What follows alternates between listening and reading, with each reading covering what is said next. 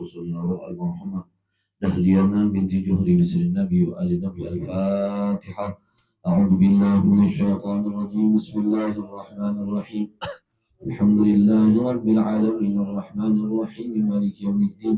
إياك نعبد وإياك نستعين اهدنا الصراط المستقيم صراط الذين أنعمت عليهم غير المغضوب عليهم ولا الضالين آمين. أعوذ بالله من الشيطان الرجيم. بسم الله الرحمن الرحيم. ياسين والقرآن الحكيم إنك لمن المرسلين على صراط مستقيم تنزيل العزيز الرحيم لتنذر قوما ما أنذر آباؤهم فهم غافلون لقد حق القول على أكثرهم فهم لا يؤمنون إنا جعلنا في أعناقهم أغلالا فهي إلى الأذقان فهم مقمحون فجعلنا من بين أيديهم سدا ومن خلفهم سدا فأغشيناهم فهم لا يبصرون وسواء عليهم أأنذرتهم أم لم تنذرهم لا يؤمنون أما ذكر خشي الرحمن بالغيب فبشره بمغفرة وأجر كريم.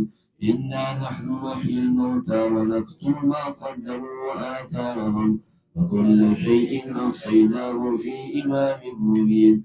واضرب لهم مثلا أصحاب القرية إذ جاءها المرسلون إذ أرسلنا إليهم اثنين فكذبوهما فعززنا بثالث فقالوا إنا إليكم مرسلون قالوا ما أنتم إلا بشر مثلنا وما أنزل الرحمن من شيء إن أنتم إلا تكذبون قالوا ربنا يعلم إنا إليكم لمرسلون وما علينا إلا البلاغ المبين. قالوا إنا تطيرنا بكم لئن لم تنتهوا لنرجمنكم وليمسنكم منا عذاب أليم. قالوا طائركم معكم وإن ذكرتم بل أنتم قوم مسرفون. فجاء من أقصى المدينة رجل يسعى اتبعوا من لا يسألكم أجرا وهم مهتدون وما لي لا أعبد الذي فطرني وإليه ترجعون. أأتخذ من دونه آلهة إن يردني الرحمن بضر لا تغن عني شفاعتهم شيئا ولا ينجدون. إني إذا لفي ضلال مبين. إني آمنت بربكم فاسمعون. قيل ادخل الجنة قال يا ليت قومي يعلمون بما غفر لي ربي وجعلني من المكرمين.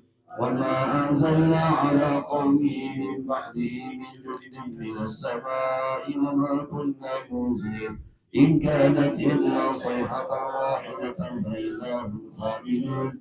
يا حسرة على العباد ما يأتيهم من رسول إلا كانوا به يستهزئون.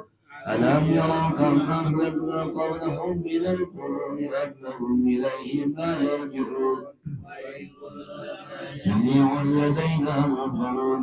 وآية لهم الأرض الميتة أحييناها وأخرجنا منها حبا فمنه يأكلون. وجعلنا فيها جنات من نخيل وأعناب وفجرنا فيها من العيون ليأكلوا من ثمره وما عملت أيديهم أفلا يشكرون. سبحان الذي خلق الأزواج كلها مما تنبت الأرض ومن أنفسهم ومما لا يعلمون. وآية لهم الليل نسلخ منه النهار فإذا هم مظلمون. والشمس تجري لمستقر لها ذلك تقدير العزيز العليم. والقمر قدرناه منازل حتى عاد كالعرجون القديم. لا الشمس ينبغي لها أن تدرك القمر ولا الليل سابق النهار وكل في فلك يسبحون. وآية لهم أنا حملنا ذريتهم في الفلك المشحون وخلقنا لهم من مثله ما يركبون. وإن نشأ نغرقهم ولا صريخ لهم ولا هم ينقذون إلا رحمة منا ومتاعا إلى حين. وإذا قيل لهم اتقوا ما بين أيديكم وما خلفكم لعلكم ترحمون. وما تأتيهم من آية من آيات ربهم إلا كانوا عنها معرضين. وإذا قيل لهم أنفقوا مما رزقكم الله قال الذين كفروا للذين آمنوا أنطعم من لو يشاء الله أطعمه إن أنتم إلا في ضلال مبين ويقولون متى هذا الوعد إن كنتم صادقين إلا صيحة واحدة تأخذهم وهم يخصمون فلا يستطيعون توصية ولا إلى أهلهم يرجعون ونفخ في الصور فإذا هم من الأجداث إلى ربهم ينسلون قالوا يا ويلنا من بعثنا من مرقدنا هذا ما وعد الرحمن وصدق المرسلون إن كانت إلا صيحة واحدة فإذا هم جميع لدينا محضرون فاليوم لا تظلم نفس شيئا ولا تجزون إلا ما كنتم تعملون إن أصحاب الجنة اليوم في شغل فاكهون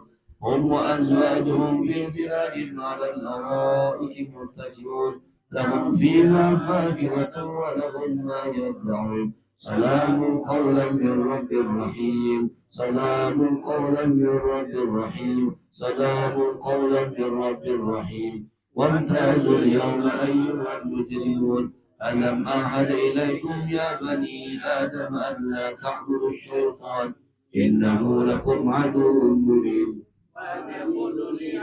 صراط مستقيم ولقد أضل منكم جبلا كثيرا أفلم تكونوا تعقلون هذه جهنم التي كنتم توعدون اصلوها اليوم بما كنتم تكفرون اليوم نختم على أفواههم وتكلمنا أيديهم وتشهد أرجلهم بما كانوا يكسبون ولو نشاء لطمسنا على أعينهم فاستبقوا الصراط وأنى يبصرون ولو نشاء لمسخناهم على مكانتهم وما استطاعوا مضيا ولا يرجعون ومن نعمر ننكسه في الخلق أفلا يعقلون وما علمناه الشعر ما ينبغي له إن هو إلا ذكر وقرآن مبين لينذر من كان حيا ويحق القول عن الكافرين أولم يروا أنا خلقنا لهم مما عملت أيدينا أنعاما فهم لها مالكون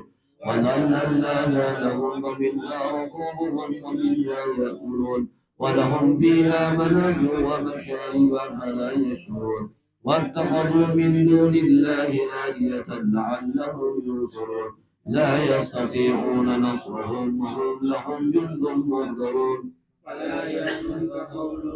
إنا نعلم ما يسرون وما يعلنون أولم يرى الإنسان أنا خلقناه من نطفة فإذا هو خصيم مبين وضرب لنا مثلا ونسي خلقه قال من يحيي العظام وهي رميم قل يحييها الذي أنشأها أول مرة وهو بكل خلق عليم الذي جعل لكم من الشجر الأخضر نارا فإذا أنتم منه توقدون أوليس الذي خلق السماوات والأرض بقادر على أن يخلق مثلهم بلى وهو الخلاق العليم إنما أمره إذا أراد شيئا أن يقول له كن فيكون فسبحان الذي بيده ملكوت كل شيء وإليه ترجعون صدق الله العظيم إن الله وملائكته يصلون على النبي